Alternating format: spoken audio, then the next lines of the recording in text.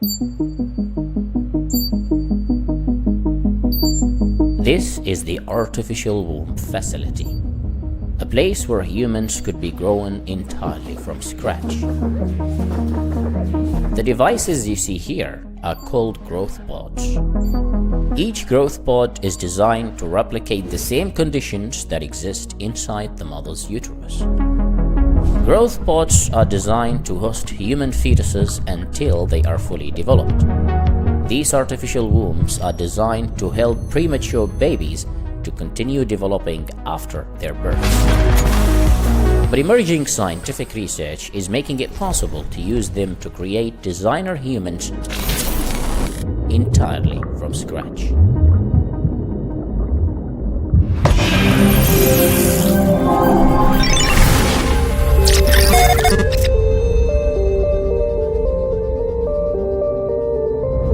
Every human fetus requires around 37 weeks inside the mother's uterus to fully develop. And then comes birth. But not every human has this biological luxury. In fact, every year around 15 million fetuses are born too early, and approximately 1 million of them die due to birth complications. The minimum number of weeks in which a developing fetus must stay in the womb is 24 weeks. If the fetus is born before that, the survival rates will go down. Even if the fetus survives, it will likely to experience lung issues and long-term neurological damage. Although baby incubators exist and they increase the chances of survival, they have their own limitation. If the fetus is born before 22 weeks, incubators are not likely to work. The artificial womb is an advanced version of baby incubators, and it promises to make the problem of premature births obsolete. But how does it work? In terms of design, the artificial womb consists of the growth chamber, which hosts the fetus. It replicates the same environment provided by the mother's uterus. It is the incubation chamber that provides the optimal temperature and humidity for the growth of the fetus. There is another container which provides the fetus with a constant stream of blood that is rich of oxygen until the moment of birth. The artificial womb is filled with the amniotic fluid, which is the liquid that surrounds the fetus inside the mother's uterus. This liquid is rich of the essential nutrients that are needed to sustain the unborn fetus inside the womb. The growth chamber also features advanced sensors coupled with artificial intelligence. These sensors monitor the fetus's vital signs during the development process, which include breathing and heartbeat. The artificial womb also features a screen which displays real-time data on the development progress of the fetus. Inside this growth pod, the fetus is kept for 9 months until a full course of development is reached.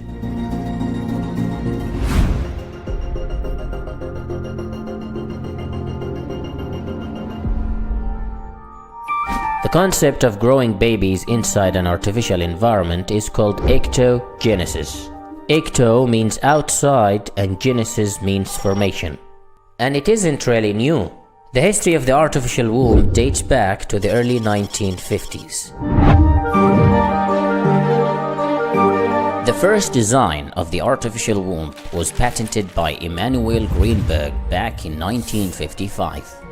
He developed the concept with the hope of helping premature babies to continue developing after their birth. Back then, baby incubators already existed, so no one really moved forward to building the prototype of the artificial womb. In the 1990s, researchers at Tokyo University's medical department tested the artificial womb to see if it actually works. They removed a goat fetus from its mother by C-section. Then they placed it in a rubber womb filled with artificial amniotic fluid, and the little guy was delivered 17 days later. In 2002, scientists built mini artificial wombs using cells extracted from the uterus itself. These lab-made wombs allowed embryos to attach themselves to their walls, just like the natural process. Even though the embryos began to grow and develop, they were terminated 5 days later due to ethical concerns. In 2017, scientists from the Children's Hospital of Philadelphia managed to use a primitive design of the artificial womb, where they placed a premature lamb fetus. After keeping the lamb fetus for 4 weeks inside the artificial womb, it started growing a wool coat, gained weight, and even opened its eyes. The researchers went on to test their design of the artificial womb with more lambs, and their experiments were successful.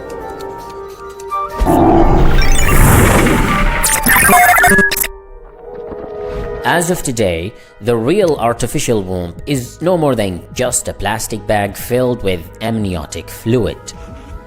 It doesn't look like much, but it serves its purpose, allowing premature fetuses to continue developing outside the mother's uterus. Even though the primary goal of the artificial womb is to sustain premature babies, it could actually be used to create the perfect human being. By engineering a human being from scratch, we can redesign ourselves to be more resistant to diseases and to achieve more intelligence and better looks. And babies who are born in such a way are called designer babies or designer humans, because they have been customized and designed by another human being before their birth. To create the perfect designer baby from scratch, you don't need something sophisticated actually. All you need is just a skin cell.